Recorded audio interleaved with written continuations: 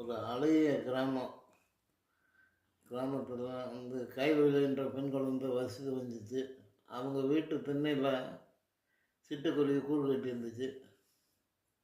கூடு கட்டி அது வந்து டெய்லி என்னென்னா ஸ்கூல் விட்டு வரும்போது அந்த குஞ்சுகளை வந்து தலையில் லேசாக வருடி விட்டுருவாங்க. அது குஞ்சுகளும் என்னென்னா சந்தோஷமாக இருக்கும்.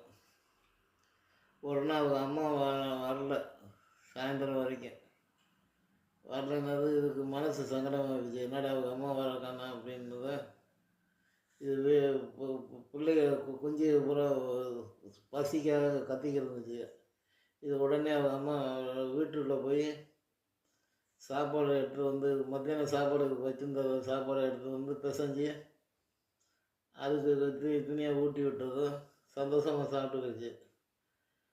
அன்னைக்கு முழுவதும் வந்து என்னென்னா அவங்க அம்மா வளர்ற மறுநாள் அதிகாலையில் அவங்க அம்மா வந்து இப்போ பிள்ளைக்கு வந்து குஞ்சுகளுக்கு வந்து சாப்பாடு ஊட்டவும் இது கைவெளிக்கு சந்தோஷமாயிடுச்சு.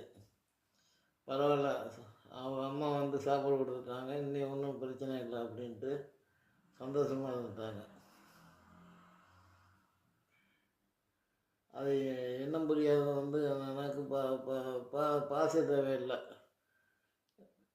குருவிகள்கிட்ட அன்பை பழகுறதுக்கு பாச தேவையில்லை. நம்ம அன்பை அதுக்கு வெளிப்பட காமிச்சிட்டோம்னாலே அதுலேயே சந்தோஷமாக இருந்துக்கிறாங்க. இது சிட்டுக்குருவியும் குஞ்சுகள்லாம் வந்து என்னென்னா சந்தோஷமாக இருக்காங்க, கைல்வெளியும் சந்தோஷமாக இருக்காங்க, அவங்க அம்மாவும் சந்தோஷமாக இருந்தாங்க. இதுக்கு அப்பைக்கப்போ சாப்பாடு கொடுத்துருக்குறோம் அதுக்கு சிட்டுக்குருவிக்கு.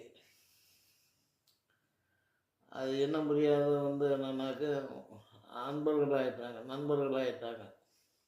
அன்பையும் பாசத்தையும் காட்ட மொழிகள் தேவையில்லை, கருணையே போதும். கைல்வெளி மாதிரி.